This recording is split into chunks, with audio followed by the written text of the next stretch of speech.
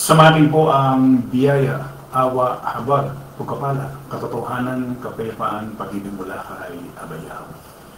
Isang magandang umaga, tanghali, hapon, gabi sa lahat po ng inabot ng pangangaral ng ating channel nito sa iba't ibang panig ng maging dito sa atin sa buong Pilipinas. Muli na rin pasalamatan si Abayawa sa buhay na ipinagkaloob niya sa bawat kapatid sa kapulungan, maging sa lahat po ng ating mga mahal sa buhay. Maraming pong salamat, Abayawa. Ngayon po ay July 7, 2025 at ganap na pong alas 4:23 ng hapon dito o 24 ng hapon dito sa atin sa buong Pilipinas. Uli, isang magandang hapon po sa lahat po ng ating mga viewers. Magandang hapon, Luzon, Visayas at Mindanao. Magandang hapon po sa lahat ng ating mga kapatiran sa iba't ibang panig ng buong mundo. Magandang hapon po sa lahat ng nagbukas ng kanilang mga cellphones, kanilang mga tahanan, upang kayo po ay mapanood, mapakinggan dito po sa ating ginagawang pangaral araw-araw, Lunes hanggang Sabado, alas 4:30 ng hapon sa Facebook Live. Uli isang biyaya pahinig sa bawat isa at loobin po ni Abayawa na siya'y magbukas ng pangunawa. Loobin po ni Abayawa. Kalooban lamang po niya ang mangyari sa hapong ito at sa mga susunod na mga oras. At ang ating pong paksa sa hapon pong ito, araw po ngayon ng Lunes, kaunting kalaman sa kasulatan, unang bahagi. Ito po yung nakalagay doon sa unang Korinto 14:37. Ang nakalagay ho ay ganito: kung inaakala ni naman na siya'y propeta o mayroong spiritual na kaloob, dapat niyang kilalanin na ang isinusulat ko sa inyo ay utos ng Panginoon. Minsan pa nating pasalamatan, purihin si Abayawa sa buhay na ipinagkaloob niya sa atin, sa mga kapatid sa kapulungan. Kahit saang dakuman po tayo naroon, mga kapatid sa iba't ibang probinsya, mga kapatid sa iba't ibang bansa, kung saan aabutin ng pangaral na ito, patuloy na magpasalamat po tayo kay Abayawa sa pagkakataon, sa buhay na binabahagi pa niya sa bawat sa atin. Mahalaga ang bawat sandali ng ating pong inilalagi sa mundong ito.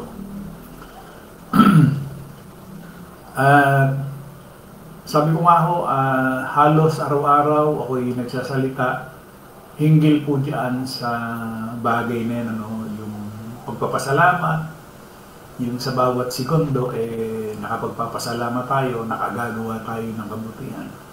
Kasi wala naman tayong ibang gagawin para malugod si Abayawa sa atin. Nakalipas na yung panahon na marami tayong panahon na naaksaya. Maraming oras na inaksaya tayo sa mundong ito. At kabilang na nga dyan, yung ating hanap buhay, negosyo, pamilya, marami pang iba. Hindi natin napagtuunan ng pansin si Abayawa. At meron pa rin namang mga ilan na kung paano yung gawin niya nung siya'y hindi pa nakakakilala, ay ganun din. Yun lang minsan nakakalungkot. Mamaya maganda ho itong ating paksa na ito, mga kapatid. Sabi mo, lahat naman maganda. Kasi sa espiritu ho ito nagiging pangit ang isang pangangaral kung ang nangangaral nasa laman, ang pinangangaralan nasa laman. Wala ho yun. Hindi katulad noong merong espiritu. Iba ho yun. Sa magandang hapon, Brad Milano Umali, Juliet Umali, Sister Loren Paulan Fernandez, Sister Ging Makar, Brad Sebastian Juarez, Brad Rodelio Nava, Brad Melchor Pasis, Noli Tongkua, Sister Chris de la Cruz Kim, Brad Edmundo Umali, Brad Jesse Juarez, Sister Lori Calderon, Brad Sam Rotoni,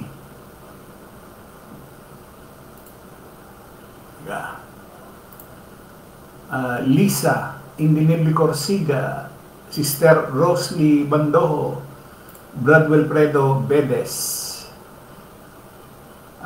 Sister Lolita Corsiga, Brad Pedro at Dominga Bedes. Magandang hapon po sa inyo. Ayan, mga kapatid na nasa probinsya, no? Sister Cristina Juarez, magandang hapon. Alas 4:29 na ho ang oras natin.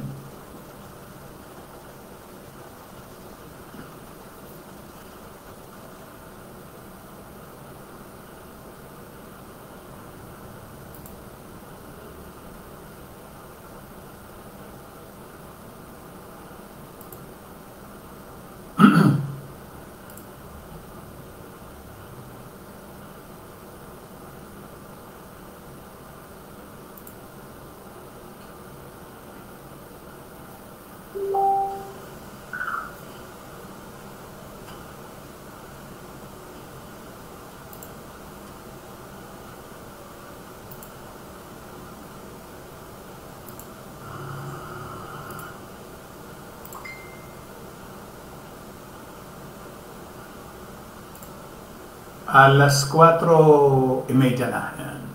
Sige ho. Brad Fortunato Juarez, magandang hapon. Tuloy na ho tayo doon sa ating paksa. So ulitin ko yung ating paksa, sulat ni Pablo sa mga kapatid sa Korinto. Kung inaakala niyo naman na siya propeta o merong spiritual na kaloob, dapat niyang kilalanin na ang sinusulat ko sa inyo ay utos ng Panginoon. Mahalaga na ipaunawa sa atin ni Abay Hawa na yung ating binabasa, lalo't mga sulat ni Pablo, ay galing pala kay Abay Hawa. Kasi yung kanyang sulat dito, sabi niya, dapat niyang kilalanin na ang sinusulat ko sa inyo ay utos ng Panginoon.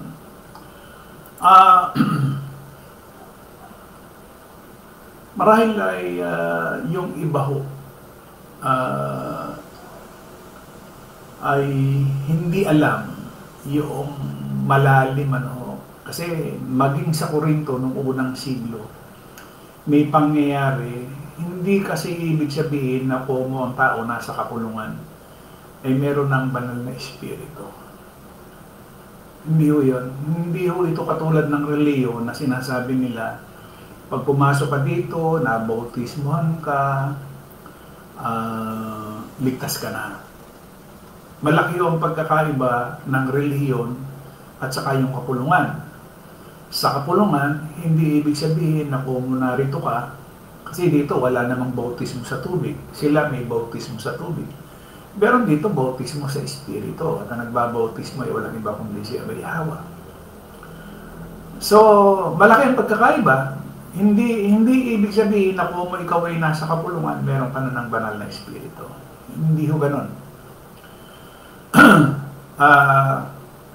Sabi ni Pablo, doon sa pangalawang Korinto 10:12, wala kaming lakas ng loob na isama o ihambing ang aming sarili sa mga taong napakataas ng tingin sa kanyang sarili.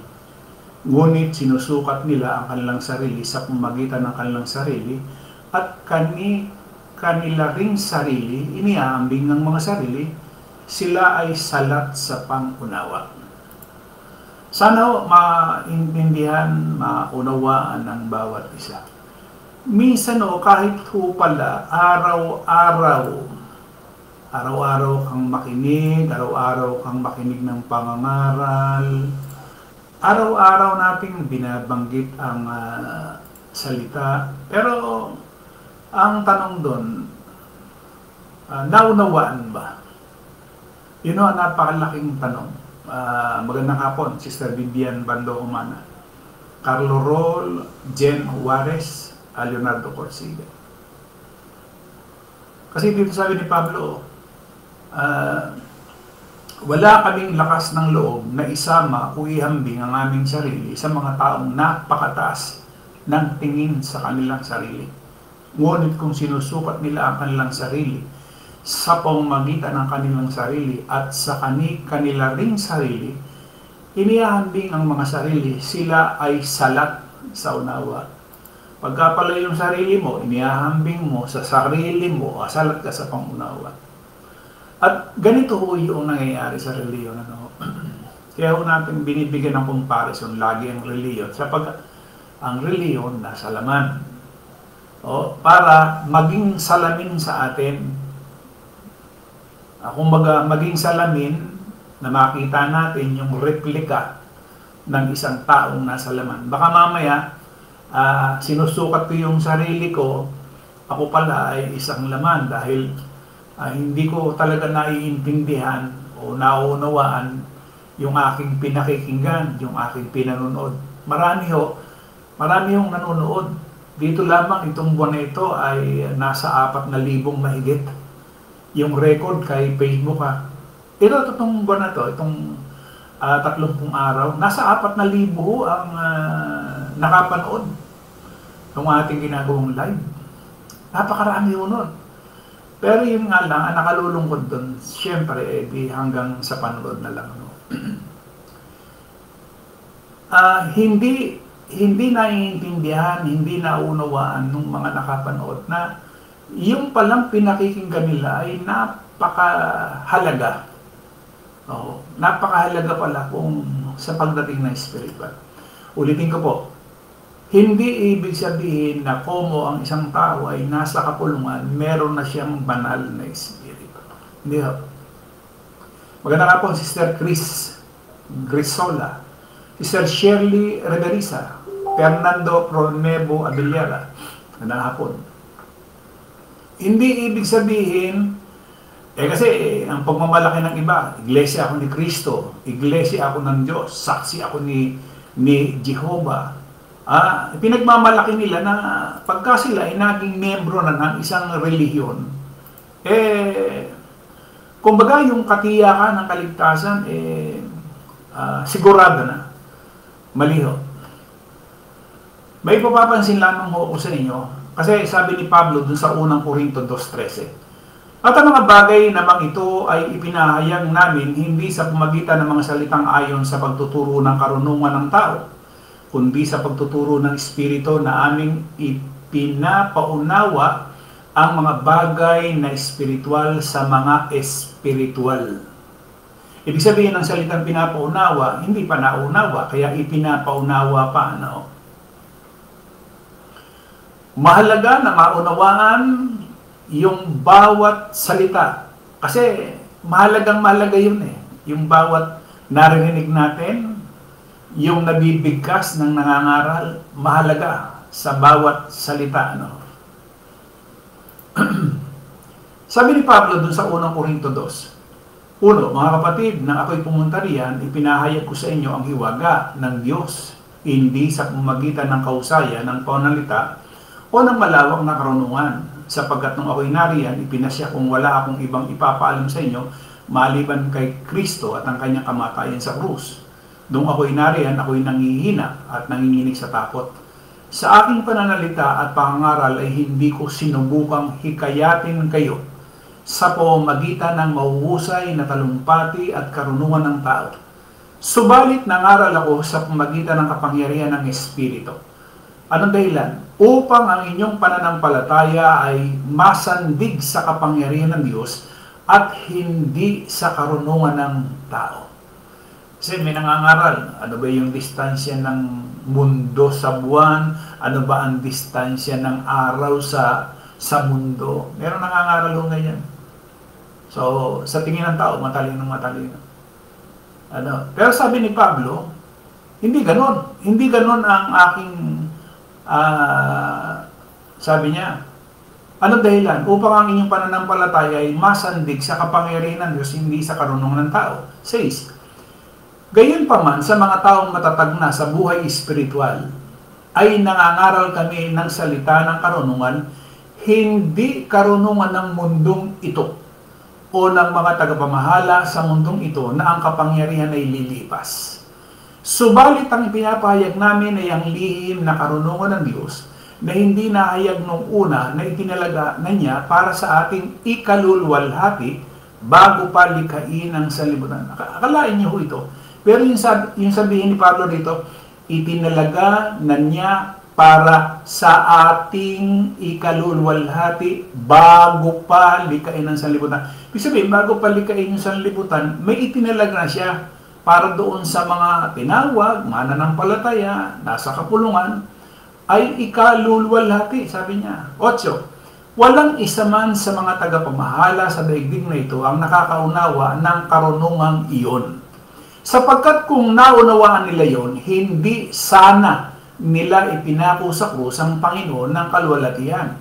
Subalit, tulad ng nasusulat, hindi pa nakikita ng mata o naririnig ng tenga, ni hindi pa sumasagi sa isip ng tao ang mga inihanda ng Diyos para sa mga umiibig sa Kanya. Ulitin ko po, hindi pa nakikita ng mata o naririnig ng tenga, ni hindi pa sumasagi sa isip ng tao ang mga inihanda ng Diyos para sa mga umiibig sa Kanya. Kasi yung iba, langit, nakita, ito, hindi pa ko nakikita, ni hindi narinig, ni hindi pa nga sumasagi sa isipan ng tao. Ito yung mga inihanda ni Abay Yahweh. Kanino? Kanino inihanda ho yun? Doon lamang sa mga umiibig sa Kanya. O sana ipaunawa sa atin yan. Bakit, Brad? Sa kapulungan ba, meron bang hindi umiibig? Alam nyo, nakakalungkot, pero meron. Kasi nangyari yan sa kapulungan noong unang siglo. Na talagang merong mga nasa kapulungan na nasa laman. Nasa laman noong panahon na yun, noong unang siglo, sumulat si Pablo sa mga kapatid sa Corinto, ay meron mga nasa laman. Sa panahon ba natin ngayon, Brad, meron bang mga nasa laman? Opo. Meron. Paano mo nalaman? Di ba, sabi nga ho pagka yung banal na espiritu ay tumitira sa iyo, naturalmente may komunikasyon ka kay Abay Yahweh. Kaya pala, sabi ko, iisip ko nga, kahit pala araw-araw, kahit pala araw-araw mong banggitin yung bagay na yun, hindi talaga maunawaan. Bakit? Wala ho yung banal na espiritu. Kahit pala banggitin mo ng banggitin na ibigin mo ang iyong kapwa, gaya ng pag-ibig mo sa iyong sarili, kahit pala banggitin mo yan, araw-arawin mo, hindi pala talaga maiintindihan ng marami. Bakit? Meron ng mga tao na wala talagang espiritu. Sabi niya ho dito, unang Korinto 2:15, sabi niya, hinahatulan na naman ng taong espiritual ang lahat ng mga bagay at hindi siya hinahatulan ng sinuman. Sabi niya dito sa Magandang Balita, Biblia Tagalog, naunawaan ng taong nagtataglay ng espiritu ang kahalagahan ng lahat ng bagay. Ngunit, hindi siya naunawaan ng taong hindi nagtataglay ng espiritu.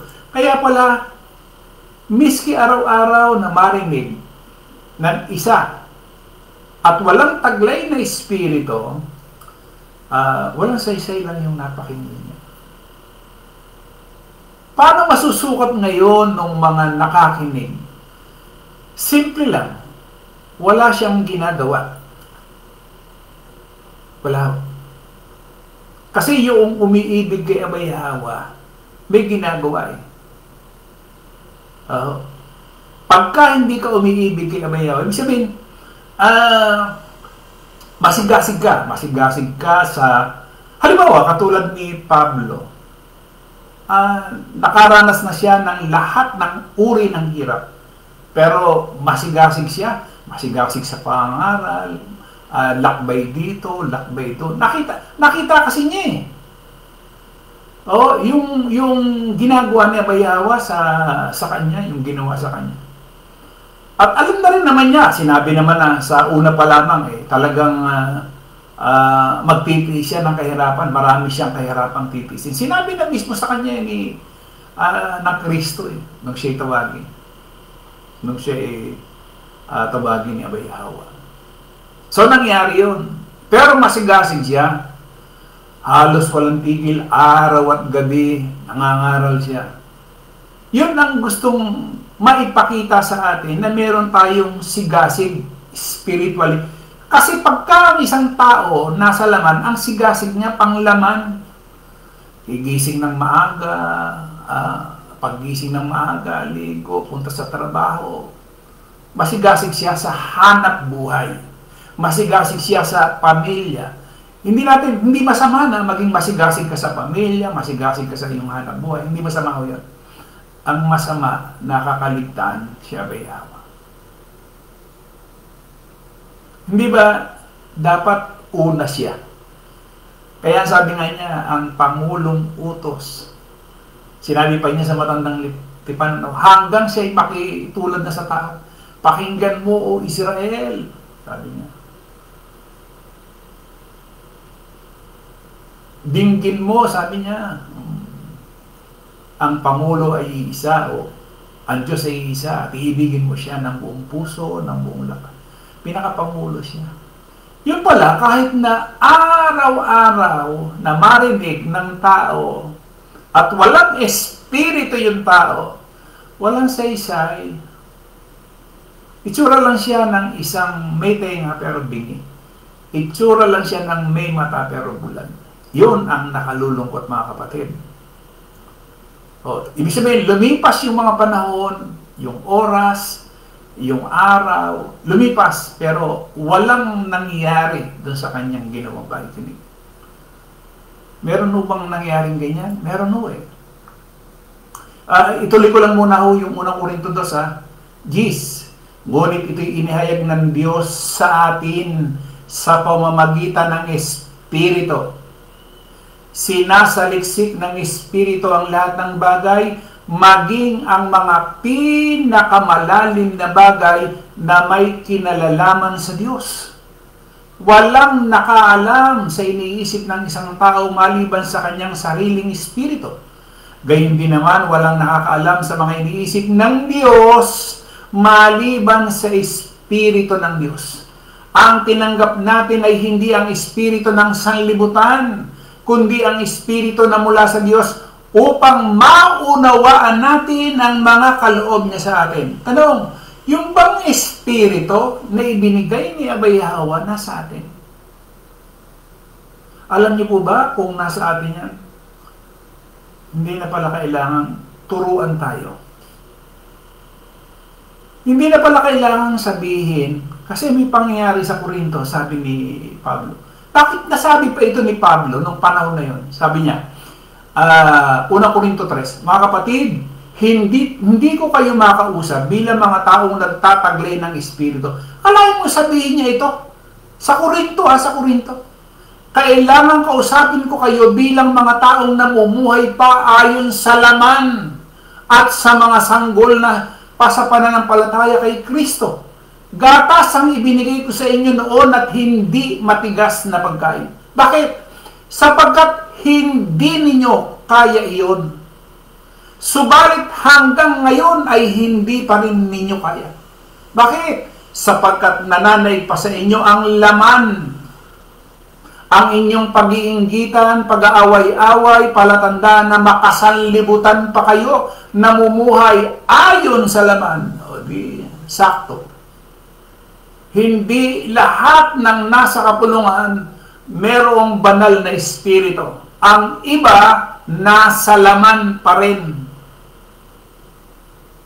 Bakit kailangan ituro pa ni Pablo ito mga bagay nito? Sabi niya sa 1 Korinto 9:11, kung kami ay nakapaghasik sa inyo ng mga bagay na espiritual, kalabisan bang umani kami sa inyo ng mga bagay na material? Bakit kailangan pang sabihin ni Pablo yun? Anong dahilan? Wala yung Espiritu. Wala yung Espiritu na nagtuturo doon sa mga kapatid sa Korinto. Ano ba ginagawa ni Pablo? Hindi ba nangangaral siya? Sabi niya doon sa 9:1, hindi ba ako malaya? Hindi ba ako apostol? Hindi ba nakita ko si Yahweh ng ating Panginoon? Nagtatanong siya doon sa mga kapatid sa Korinto, hindi ba kayo ang bunga ng aking paglilingkod sa Kanya? Bakit ganito yung pananalita ng isang apostol, ng isang hinirang ni Abayawa para mangaral sa mga hintil? Bakit ganito? Bakit iniisip? Hindi ba ako apostol? Sabi niya, hindi ba ako malaya? Hindi ko ba nakita si Yahweh na ating Panginoon? Hindi ba kayo ang bunga ng aking paglilingkod sa Kanya? Ang iba'y ayaw kilalanin ng aking pagka-apostol. Subalit para sa inyo, sabi niya sa mga kapatid sa Korinto, ako'y isang apostol at kayo ang katibayang ako'y apostol nga. Ang katibayan, bilang siya'y apostol, yung mga kapatid sa Korinto. Pero bakit ganon? Bakit ganon ang pagsasalita ni Pablo? 3. Ito ang sagot ko sa mga pumupuna sa akin. Wala ba kaming karapatang tustusan ng kapulungan sa aming pangailangan? Doon ako nagtataka eh. Bakit ganito yung pagsasalita at pagsusulat ni Pablo doon sa mga kapatid sa Korinto, samantalang sila yung bunga ni Pablo sa pangaral? Bakit ganon? Ano ang naging dahilan? Yung sinasabi niya sa unang Korinto 3, talagang may mga kapatid na nasa laman, hindi naiintindihan at walang nagtuturo o walang nagturo doon sa mga kapatid sa Korinto. Kaya inisa-isa ngayon ni Pablo. Sabi niya, wala ba kaming karapatang tustusan ng kapulungan sa aming pangailangan? Hindi ako nagsasalita dito si Pablo. Wala ba kaming karapatang magsama ng asawang mananampalataya tulad ng ginagawa ng ibang mga apostol at ng mga kapatid ng Panginoon? At gayon din ni Pedro. Kami lang ba ni Bernabe ang walang karapatang tumigil sa paghahanap buhay? Ang kawal ba ang gumagastos para sa kanyang pangailangan habang naglilingkod siya? Puro question mark. Magmula doon sa uno, hindi ba ako malaya? Hindi ba ako malaya? Hindi ba ako apostol? Puro question mark eh. Puro question mark, sabi niya. Nakikita ko. Kami lang ba ni Bernabe ang walang karapatang tumigil sa paghahanap buhay? Ang kawal ba ang gumagastos para sa kanyang pangailangan habang naglilingkod siya? Sabi niya, ang isang sundalo, kaya yan nagsundalo, siya ba yung gumagastos doon sa kanyang pagiging sundalo? Hindi ba merong nagbibigay sa kanya ng pantustos bilang sundalo? Di ba? O ano sabi niya? Sinong tao ang nagtatanim ng ubas at hindi nakikinabang sa mga bunga nito? Sinong pastol ang nag-aalaga ng tupa at hindi nakikinabang sa gatas nito? Ang dami. Ninanarate ni Pablo, isa-isa. Pag nagkaganito yung mga kapatid sa Korinto, anong nangyari? Di ba? Siguro kung titignan natin, wala pang naisip. Kasi ibig sabihin, bakit niya inisa-isa itong mga bagay na ito? Ano ibig sabihin niya dito? Kaya pala dumating sa kanya yung hirap, kaya yung sinasabi niya, hanggang sa ngayon kami na nagugutom, kami mga ubad, kami mga tinampal. Yung pala ang dahilan. Kaya pala yung buhay nila, biro mo, isa kang itinalaga, mangangaral, apostol, guro. Tapos, susulat ka, hanggang sa ngayon kami mga nagugutom, walang tiyak ng tahanan. Ano naging dahilan? Sabi niya, Sinong tao ang nagtatanim ng ubas at hindi nakikinabang sa mga bunga nito? Sinong pastolo nag-aalaga ng tupa at hindi nakikinabang sa gatas nito? 8. Ang sinasabi ko ay hindi nakabatay sa kaisipan lang ng tao. Tama naman. Yung sinasabi niya, hindi lang yan nakabatay ang wika sa kaisipan ng tao. Ganon din ang sinasabi ng kautusan. Sabihin, sinasabi pala ng kautusan. Ano yung sinasabi ng kautusan? 9. Sapagkat nasusulat sa kautusan ni Moises, huwag mong bubusalan ang bibig ng baka habang ito'y gumigit. Ano yung bubusalan? Doon sa mga hindi Tagalog, yung bubusalan, yung lalagyan mo ng lalagyan mo ng tali yung bibig. Halimbawa, yung baka nagtatrabaho yung baka. Ang ginawa, binusalan, nilagyan ng tali, para ano? Para hindi makakain. Hindi ba nakakatawa yun? Pinagtrabaho mo yung baka at pagkatapos ayaw mong pakainin. Yung pala, nakalagay dun sa kautusan. Sabi niya,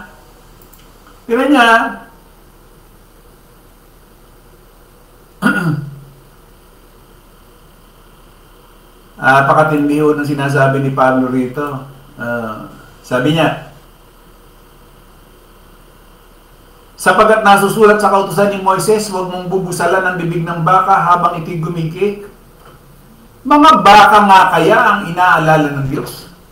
Sabi niya, mga baka ba talaga ang inaalala ng Diyos? Jeez, hindi ba tayo ang tinutukoy niya? Alang-alang sa atin kaya iyon isinulat. Bakit? Sapagkat ang magsasakang nag-aararo at ang naghihiwalay na mga butil sa uhay ay gumagawa sa mga pag-asang may bahagi sila sa anihin. 11. Naghasi kami sa inyo ng pagpapalang espiritual. Malaking bagay ba naman kung umani kami ng mga material na pakinabang mula sa inyo? Kung ang iba'y may ganitong karapatan, lalo na kami. Ngunit, hindi namin ginamit ang karapatang ito. Tiniis namin ng lahat upang kami hindi maging hadlang sa magandang balita tungkol kay Kristo. 13. Hindi ba nyo alam na ang naglilingkod sa templo ay tumatanggap ng pagkain mula sa templo? At ang mga naglilingkod sa dambana ay may bahagi sa mga handog na nasa dambana? Ganyan ding paraan ipinag-uutos ng Panginoon na ang mga nangangaral ng magandang balita dapat matustusan ang ikabubuhay sa pamamagitan ng magandang balita. Ayun, yun yung dahilan. Anong dahilan? Bakit na sinabi yun? Inisa-isa niya. Sabi niya, baka lang ba sabi niya, ang sinasabi niya rito? Hindi ba? Oh. So yun po mga kapatid, sana, yun naman ho ang talagang panalangin natin. O ulitin ko, hindi ibig sabihin, ikaw ay nasa kapulungan, meron kang banal na espiritu. Kasi mismo, ang banal na espiritu na ibinigay sa atin, ito yung nagtuturo. Pag hindi tayo tinuruan ng mga bagay na ukol sa paggawa ng mabuti sa ating kapwa, ibig sabihin, wala po yung banal na espiritu. Masasukat naman natin sa haba ng panahon, kaya ako binibigyan ng comparison. Noong panahon tayo, wala pa kay Abay Hawa, marami tayong inaksayang panahon, oras. Dahil hindi natin kilala. Nung tayo nasa kapulungan, nakarinig tayo, yung bang pag-aaksaya nung panahon na yon, parehas din ba ng pag-aaksaya na nangyayari ngayon? Sana ho, hindi. Kasi isa lang mahulugan nun, wala yung banal na espiritu na nag-uudyok sa isang mananampalataya. Wala ho. Yun ang nakakalungkot.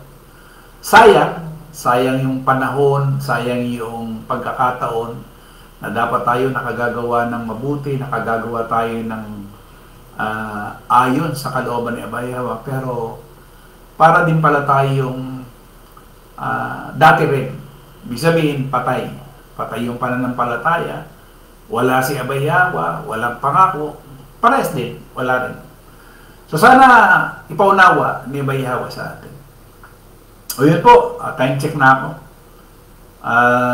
Magandang hapon sa lahat po ng ating mga non-viewers.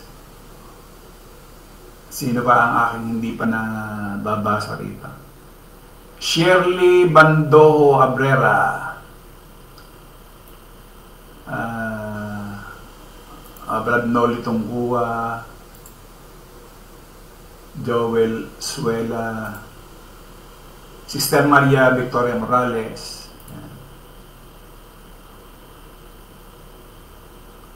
Ano itong sinabi ni Sister na Maria? Lagyan ng globes. Sister Lori Calderon. Ayan. So, sana wala na akong nakaligtaan na pangalan na hindi ko nabanggit. Sa labi ni Abayawa, bukas po, ituloy po natin itong ating naging paksa. Ano?